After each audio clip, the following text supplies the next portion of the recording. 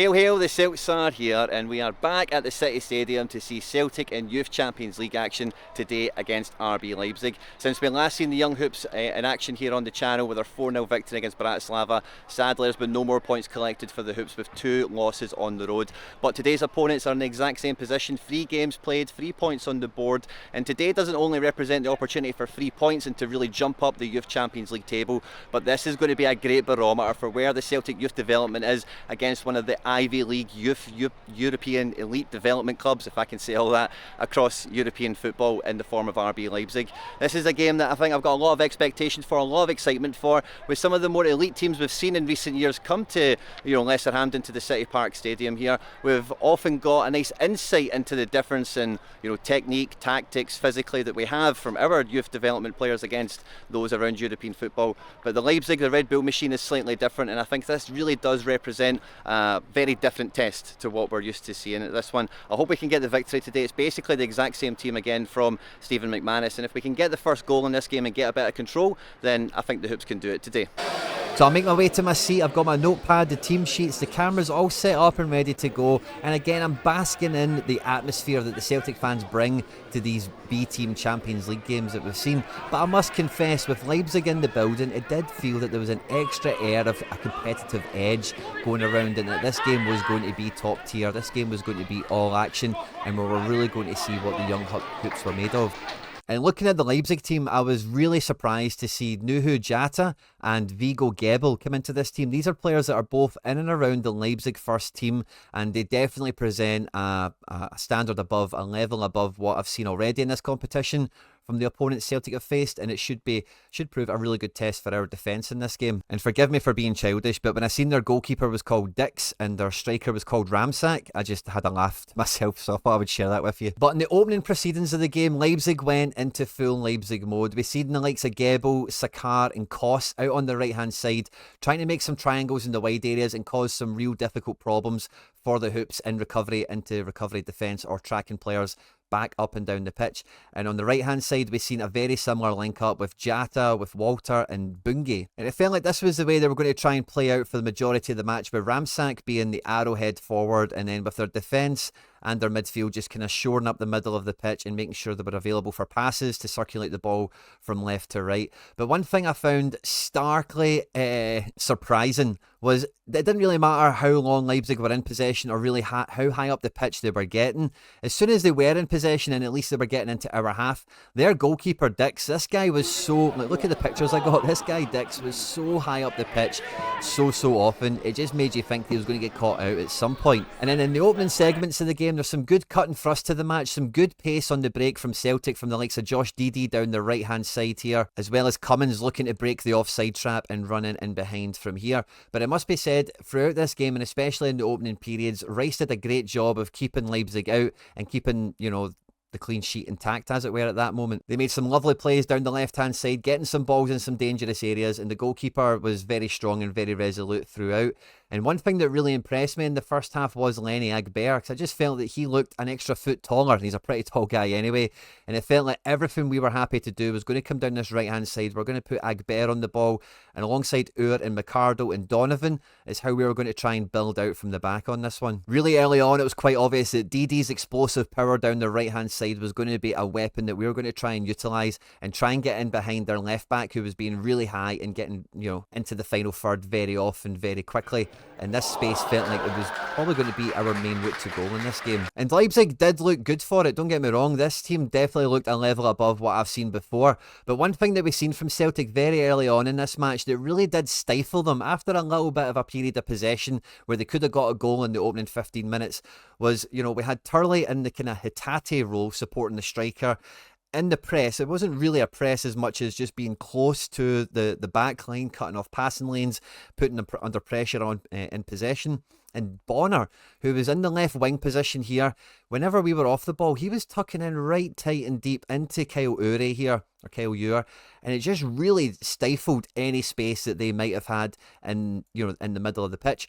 So much so that throughout the first half, Jata and Gebel must have swapped sides about 2 or 3 times, just looking for one of them to buy a yard of space, to buy some time on the ball, to try and carve an opportunity open. And I really felt that Bonner dropping in to do what is really the inverted left back row, but doing that from left forward was like a stroke of genius that they didn't really prepare for, because keeping Mitchell frame in this area here, he was really required in this game, did a great job in his 1v1s, but it just meant then we still had our defensive four to deal with their attacking four, and it meant that if they were going to overload, they would really need to commit those fullbacks and get them a lot higher, just with the extra man that Bonner was given in here, with Turley still recovering, with McArdle going box to box. It was a real masterstroke, and really around the kind of 12th to 15th minute, this started to click into gear, and Leipzig's pressures and their possession just started to break down over and over again. And on the 17th minute, we get the ball out from the back. Donovan slides a ball down the line here for Dede, who gets onto the front foot, who's in a good bit of space, and he just plays that ball round for Cummings. And I must say, Cummings was as cool as a cucumber. He lifts the ball over the goalkeeper, absolutely lobs him from, you know, he's in no man's land. The goalkeeper's got a really high starting position. Cummings has clocked that. He takes advantage of it, lobs it over the keeper, and then he's forced into a 1v1 with the defender just to make sure he can get the ball over the line, and the Hoops take the lead, take the charge in this match. And it was definitely not against the run of play. It was more a case of when the play was in balance, you know, who was going to take control of the match, and it was Celtic with Cummings. And then from this point, really, Leipzig were pretty rattled. They were under a lot of pressure to get back up the pitch and try and, you know, bring the game back to being level. And they had some set pieces that we had to defend really well. Again, Agber, Rice, everyone was pulling their weight, doing really well on this one. But Dede, it was so clear to see very early in the first half, he was just attracting fouls left, right and centre. He was getting taken out by everyone and anyone around this halfway line spot here, because his pace, his direct power was definitely something that they couldn't deal with. This Bungay was not going to be keeping up with Dede, and we just started to grow in confidence in this match. And I must say, our midfield link-up was absolutely phenomenal. I thought the passes and the positions that McArdle was able to take up, but because when Leipzig would retreat and they would recover back in with their box four, they'd probably get their fullbacks back in as well. Uri and McArdle are both so good on the ball, and I thought both of their passing ranges, you know, really made a big difference in this match to try and find Turley, Bonner, Dede, Donovan, these guys that were coming forward and supporting. And McArdle gets himself into a great position to get a shot away. Dede has an opportunity as well that goes amiss. And really, before half-time, Celtic could have been 2-0 up quite comfortably, and it wouldn't have been much of a surprise. They definitely were the better team in the first half, and although the likes of Jata and the other boy Gebel clearly had techers, you know, even this guy Sakar, you know, I think they've maybe dished out about 3 or 4 nutmegs to the Hoops in the first half, and individually every one of them looked like a cut above. They looked like first team ready, senior team ready players. This Jata was maybe just a bit more physically imposing rather than technical, but honestly, like, this attacking quadrant that Leipzig had was very good, was very up for it. And from our midfield play, either taking possession off them and getting the ball out of danger, and really just then making the positions they were in counterproductive to the Leipzig effort, as well as when we were comfortable in possession, knowing when to step on the ball, knowing when to play it forward, knowing when to recycle it. I just thought Uri and McArdle showed a real maturity in this game, and it was really good. And I thought Bonner, who again in the first match that I've seen this season I wasn't too convinced by, but the intelligence that he had on the ball, off the ball, the positions he was taking up, the pressure he was able to put onto the right back, again, I just think that Celtic really wanted it more in the first half, and you really felt it. And they were rather unlucky to go into the first half only 1-0 up. And then when the halftime whistle comes, you do worry, you do think maybe the momentum might be lost at halftime. Maybe Leipzig will get down the tunnel, the manager will give them new instructions, maybe they'll swap sides with some of these players again, maybe they'll come up with a different plan of attack, a different route to go, and come up with some different solutions. But Celtic came out the traps absolutely flying. We burst down the right hand side, we fire a ball into the box, and there was some reports that maybe Turley or Cummings had maybe finished this. It officially went down as an own goal. I'm not too sure who actually got the final touch on it, but Dede got down the line, flashed it right into this zone here, and it was quite busy with some bodies, and it goes down as a Weissbach OG, which I can believe, because the Leipzig players, the Celtic players, nobody really could believe it did go in when it did. It was kind of a surprise in that regard. But it was certainly a goal, but just nobody took the strike, it felt like, at that time. So it probably is an own goal. But Turley did get some shouts of being credited with it, as well as maybe Dede, because he did fire it in here. So if it was technically on target, maybe it was his goal. But it was certainly, from where I was sitting, looked like a cross. And then at 2-0 up, the young Hoops, again, just stuck to the plan, didn't do anything rash, but maybe became a little bit more conservative in the second half, being 2-0 up and just really controlling their positions a lot more. Keeping Dede out here as a flying winger, Donovan, again, similar to Bonner, in the first game, I was not convinced by this kid, and he's been in the first team for us a few times. But as this game went on, they were trying to put more and more pressure on him. They were doubling up on him. They were putting their best players on this side of the pitch. And this wee guy, Donovan, was a match for everything. He was so good. He was Alistair Johnson-esque defensively. He never really crossed the halfway line too much. But in this zone here, nobody got by him. Nobody made a mug of him, and on the ball, I don't think he ever put a foot wrong.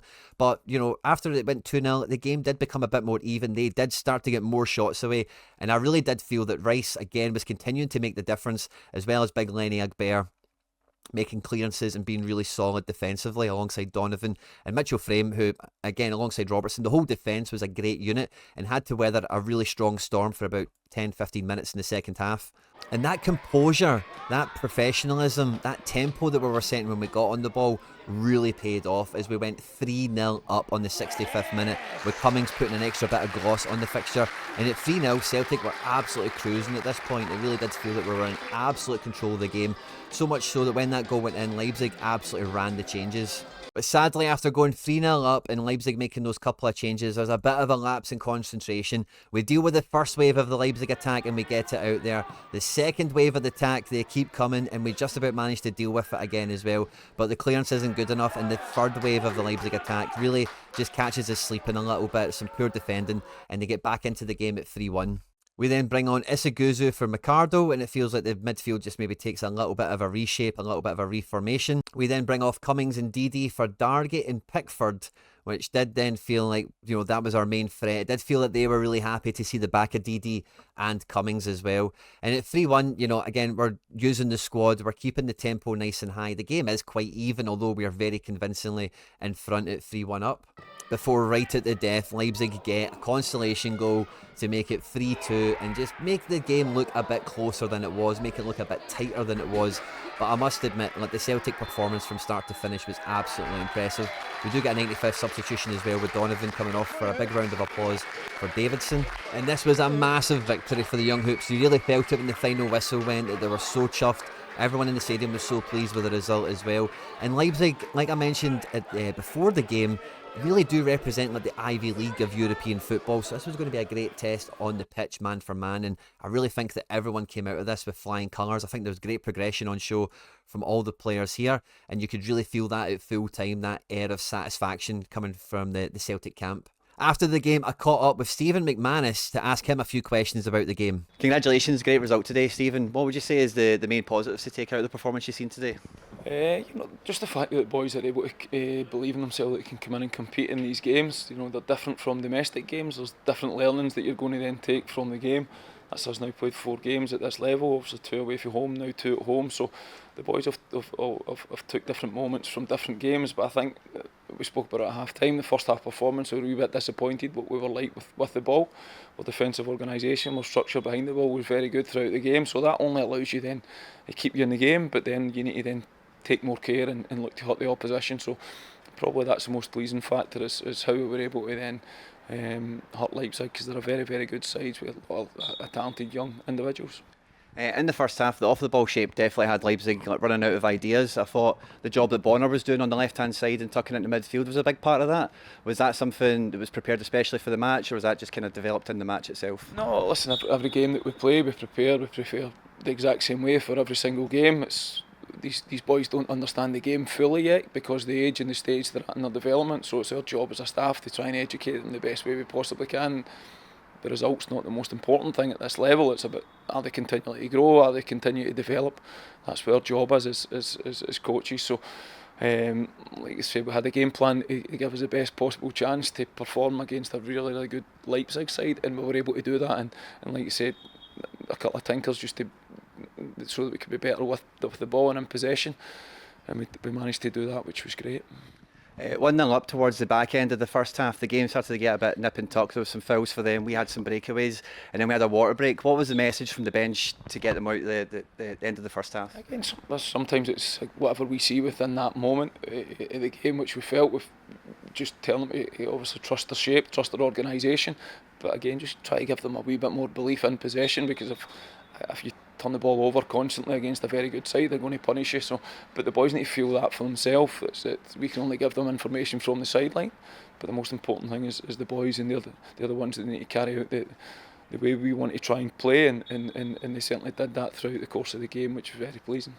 And Cummings again, the match winner with the goals. What does a game like this do for his development? Again, it just propels him to another level. He's got a long way to go, the same as a lot of the other boys do, but if you can, the biggest thing is probably confidence, that against very, very good players, you're still making your same movements, you're still making your same runs, and you've got a bit of composure when the ball comes in the box, which Daniel's a goal scorer, but there's other players that throughout the team, it's like I say, we work from the framework of what the first teamer want us to do. Our job's to develop individuals within a kind of team structure. So, but there was loads of positives, and like I said, we'll analyse the game tomorrow. It's now important that the boys need to rest and recover, and then, like I say, roll on to the next game. Yeah.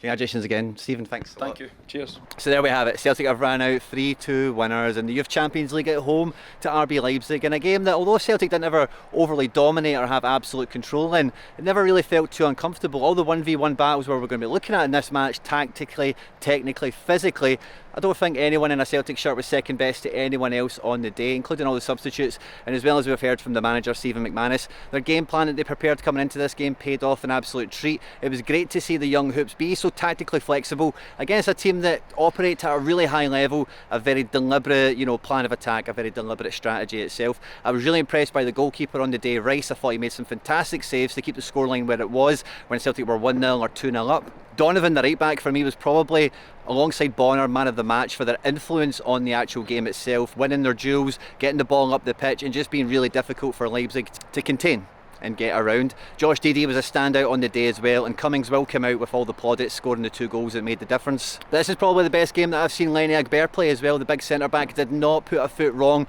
won every duel, won every ball in the air, and was a real commanding, confidence breeding centre back performance that we've seen from him today. But really there was no one that showed up for Celtic today that didn't put everything out there, didn't have a great game ultimately. And I think at the halfway point now, this Youth Champions League campaign is set up to be a very memorable one for the young hoops. I hope you've enjoyed this one, guys. Don't forget to hit the subscribe button for more content like this. Hail, hail, and moan the hoops.